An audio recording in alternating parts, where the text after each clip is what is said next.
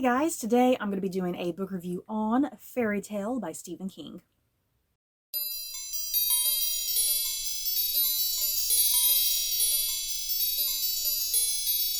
Fairy Tale by Stephen King follows 17-year-old Charlie Reed, who meets a reclusive elderly man named Mr. Bowditch and his elderly dog, Radar.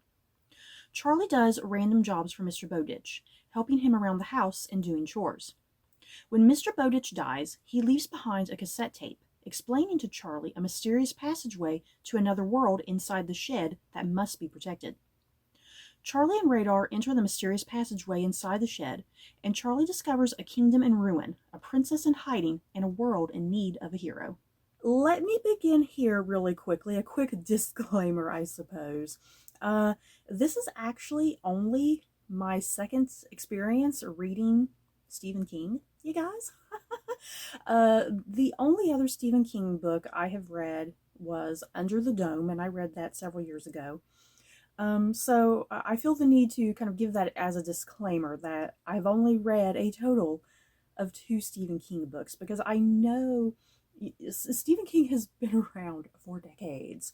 You guys, the man has been writing for decades, and he has so many popular books. There are people who are incredibly passionate about his books.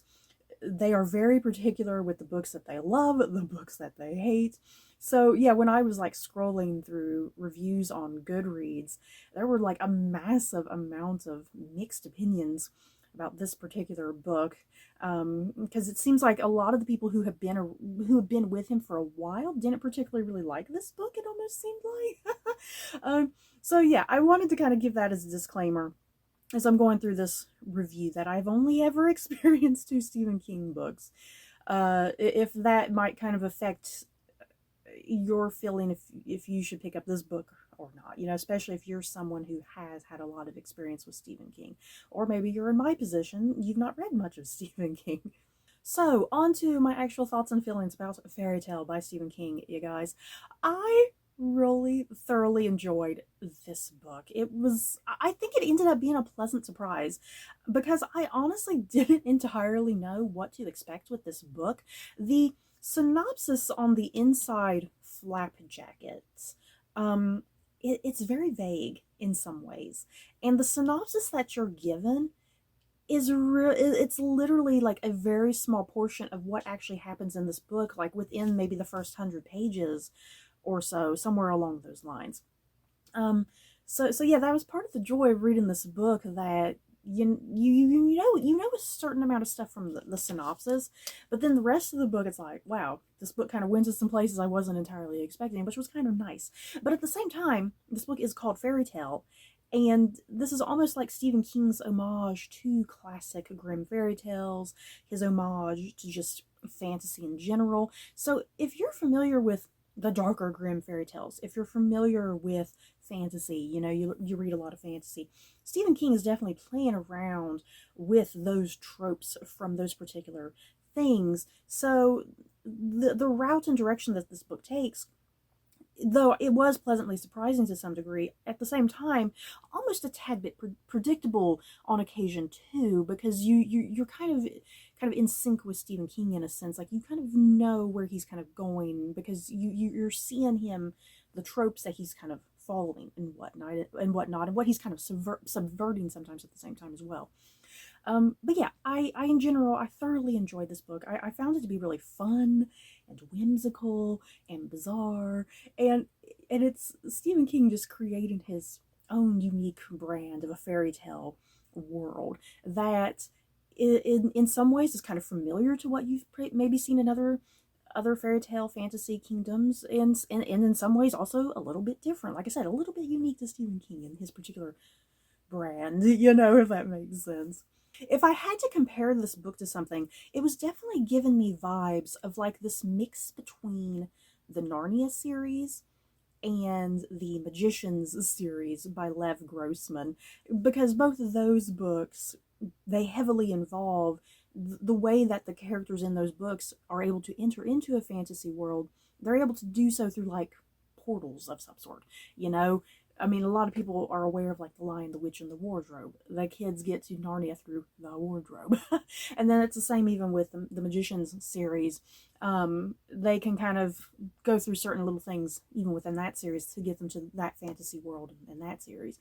So, yeah, this book definitely has a similar vibe, that the main character, Charlie Reed, once he discovers this mysterious fantasy world that it becomes a big shock and a surprise to him, he finds out that the shed outside, because he keeps hearing like weird freaky noises coming from this shed. um yeah, there's a secret passageway in the shed that just goes down to God knows where. And ta-da, he's out into a fantasy world. What this book is ultimately about, in my opinion, especially thematically and whatnot, this book is ultimately a coming of age story, a coming of age journey, or to my fellow English majors out there, a Bildungsroman, which translates to like a coming of age story, essentially. The novel follows a 17-year-old boy. I feel strange calling him a boy because he's still like a man to some extent. It's like he's on the cusp of manhood, if you will. It follows a 17-year-old boy named Charlie Reed. We find out very early, in rapid fashion at the start of this book, Charlie Reed has kind of lived a bit of a life, a bit of struggle there. When he was younger, his mother uh, died in a terrible accident, and as a result, his father became an alcoholic, and there were like some rough patches there in young Charlie Reed's life. And as a result of all of that, he kind of grew up in kind of as a child and into his early teen years. He was a really playful, mischievous, rambunctious boy, and he played mean, dirty tricks on people. And we definitely get the idea that he did some pretty terrible, bad things, to the extent that even in the narrative, because he's narrating his own story, that even in the narrative he'll kind of share a few of the terrible things that he did, but then there's other things that, like, things that are so bad, and he's like, I'm not even going to share it in this narrative because they're that bad, and then it'll really make me look bad and you'll have a really horrible opinion of me. So we definitely get the idea that he had a kind of a struggle, especially his childhood, his young teenage years. But here he is, when we start this book, he's 17 years old. Things are starting to go upward for him. He's gotten out of that phase of his life, that he's not sitting there playing horrible, cruel, mean tricks on people. He's very aware of what he has done, and he's really regretful, and he wants to kind of atone for that past horrible self of his. And yet also his father is a recovering alcoholic at this point when he's 17 years old. So I like kind of that history and backstory that Stephen King gives to Charlie Reed. Because all of that is very vital and integral to understanding Charlie, and once again, understanding his hero's journey, if you will. His hero's journey, his coming of age story, all of that is very integral and important to understanding him and the choices that he makes, the sacrifices that he makes. So yeah, here he is, he's 17. He's going across the neighborhood. He hears someone crying out in pain. One of the neighbors down the street, Mr. Bowditch. Mr. Bowditch he's a reclusive man. No one ever really talks to him. No one knows anything about him. He's elderly. He lives with his elderly female dog named Radar. But yeah, Mr. Bowditch has fallen off his ladder and broken a leg. So Charlie stumbles across this whole thing. He takes it upon himself to help Mr. Bowditch. And he helps him go to the hospital. He starts doing chores and household things for him. And yeah, Charlie and Mr. Bowditch quickly develop a relationship that's almost kind of grandfatherly and grandson, you know. And yeah, Charlie, he comes to realize, you know, Mr. Bowditch, everyone sees him as this reclusive elderly man who's a curmudgeon and no one really likes. But Charlie's getting to kind of see this different side of him because he's actually spending time with Mr. Bowditch and getting to know him and understand his personality. And yeah, Mr. Bowditch definitely has some secrets that he's hiding. Once again, we have the mysterious shed in the backyard that Mr. Bowditch is keeping secret. And yeah, also, Charlie quickly falls in love with the female dog Radar. Radar is very elderly as well. And so not only is this a coming of age story, a hero's journey, it's also a story about a boy and his dog. And that definitely gets the emotions going, you guys, the emotions and feels going right there with a boy and his dog. So as you know from the synopsis of this book, this synopsis lets you know pretty quickly. It's not shy about letting you know. So this is not a spoiler, you guys. Mr. Bowditch does die. Something does happen. He does die at some point fairly early in this novel. I think within by that first 100 pages or so, if I'm not mistaken. And this is a large book. You may be thinking, well, 100 pages is still a good ways into the book, but this is a very long book because it's pretty much right at 600 pages. So yeah, that is not a spoiler that Mr. Bowditch dies, because they do reveal that right here in the synopsis. So Mr. Bowditch, he leaves behind a cassette tape for Charlie to listen to. And this is where we get Mr. Bowditch's backstory, which obviously I'm not going to spoil here, because that's part of the journey of the story. What is the big secret that Mr. Bowditch is hiding? So he explains his backstory, and he also explains, hey, all those strange, weird noises that you've been hearing in the shed in the backyard, there's a passageway and it leads to another world. And a big part of the story too, because like I said, Radar is an elderly dog, and Mr. Bowditch is saying that there's like a way that he can rejuvenate Radar and push back the years on Radar, so Radar doesn't die anytime soon, you know. So that's kind of what the bulk of this book is about. It's about Charlie's initial setup and relationship with the reclusive elderly Mr. Bowditch, Charlie falling in love with the elderly dog Radar, and yeah, Charlie can't bear the thought of this dog that he has come to love so much. He can't bear the thought of this dog dying. Now, you guys, I will not spoil, obviously. I'm not going to spoil. Does the dog live? Does the dog die? I'm not going to obviously tell you in this review. Now, if you are very curious to know if the dog does die, just leave a comment down below, and I will gladly tell you if the dog lives or dies, because I know animal deaths can be a lot for people. It can be really upsetting for some people. So if you need like that warning if the dog lives or dies, just let me know and I'll happily tell you if you're fine with the spoilers and whatnot. So that's pretty much going to be everything I tell you about this book, because what I just told you is essentially kind of what this flap gives you. And yeah, obviously Charlie is going to venture down into this mysterious passageway, into this fantasy world, and that's all you need to know about the book. You don't really need to know anything beyond that, because I think it will kind of ruin some of the joy and entertainment you're going to get from this book. Yeah, all I can really say about this fantasy world is, yeah, once Charlie gets there, he discovers a world that's in ruins and in chaos. It used to have great glory days. Yeah, there's monsters and creatures and usurpers and people taking over, people who are deformed because of like a curse. Yeah, there's a princess in hiding. That's all you got to kind of know about this book, kind of just the larger scale picture of everything.